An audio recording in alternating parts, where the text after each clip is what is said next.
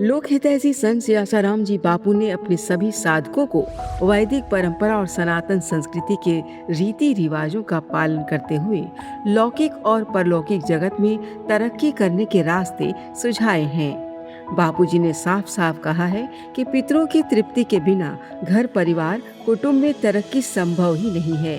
तभी तो हर साल सर्वपितृ अमावस्या पर बापूजी की प्रेरणा से सभी आश्रमों में सर्वपितृ अमावस्या पूरे वैदिक तरीके से और विधि विधान से मनाई जाती है। आइए देखते हैं इस बार की सर्वपितृ अमावस्या की कुछ झलकियाँ। ये है अहमदाबाद में मोटेरा स्थित संत श्री आसाराम जी बापू आश्रम, जहां सुबह से ही पितरों को तर्पण करने वाले साधकों ने रजिस्ट्रेशन करवाना शुरू कर दिया था। दरअसल बापूजी के आदेश पर सभी आश्रमों में पितरों की तृप्ति के लिए जरूरी सामग्री मुहैया करवा दी जाती है, जिसमें पत्तल से लेकर गंगा जल, पान, सुपारी, अक्षत, फल फूल, काले तिल, कुमकुम, रोली मोली, पंचामृत आदि सभी कुछ शामिल होता है। सभी साधक व्यवस्थित तरीके से सामग्री प्राप्त कर सत्संग मंडप में बैठ जाते हैं और पंडित जी द्वारा मंत्रोच्चारण के साथ पूजन शुरू किया जाता है। बड़े ही व्यवस्थित तरीके से एक एक मंत्र के साथ तर्पण विधि आगे बढ़ती है।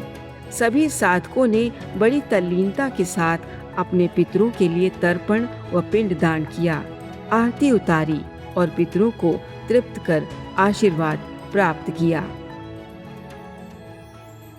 अब चलते हैं सूरत आश्रम, जहां सामूहिक श्राद्ध कार्यक्रम में भाग लेने के लिए हजारों साधक इकट्ठा हुए हैं। यहाँ भी विद्वान पंडित जी की देखरेख में श्राद्ध की प्रक्रिया विधिवत पूरी की गई।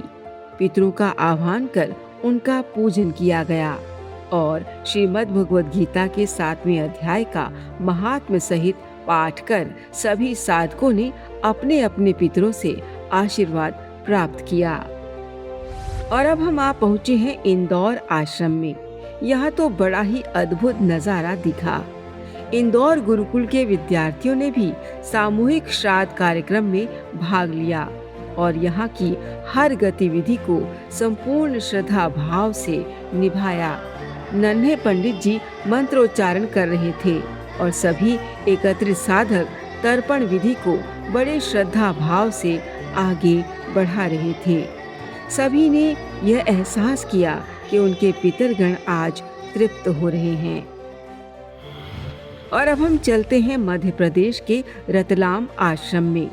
यहाँ मौजूद पंडित जी ने श्राद्ध प्रक्रिया की हर गतिविधि का तात्पर्य साधकों से साझा किया और पूरे विधि विधान से हर प्रक्रिया को करवाया।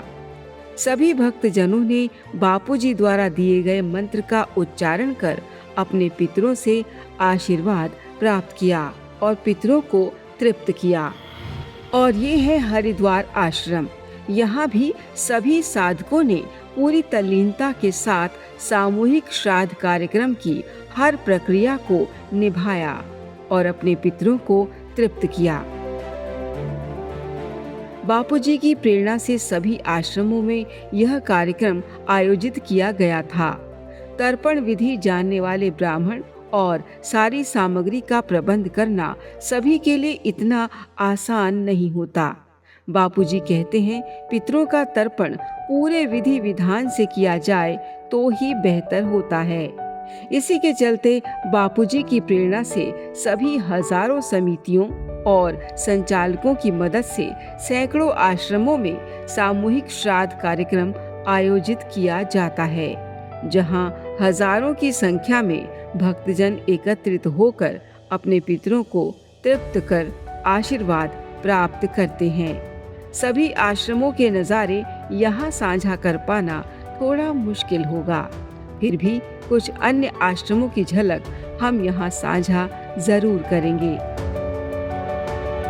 सभी साधकों ने तर्पण विधि को एक साधना समझकर पूरा किया। हमारी वैदिक परंपरा में पितरों के सम्मान के लिए बहुत कुछ बताया गया है, जो आधुनिक दौर में पाश्चात्य सभ्यता की आंधी में खो सा गया था। और बापू सरीखे महापुरुषों ने फिर से इस परंपरा को जीवित कर दिया। आज बापूजी को ये झूठा समाज भले ही परेशान करने के मौके खोज रहा हो, पर बापूजी तो आशीर्वादों की गंगा बहाए जा रहे हैं।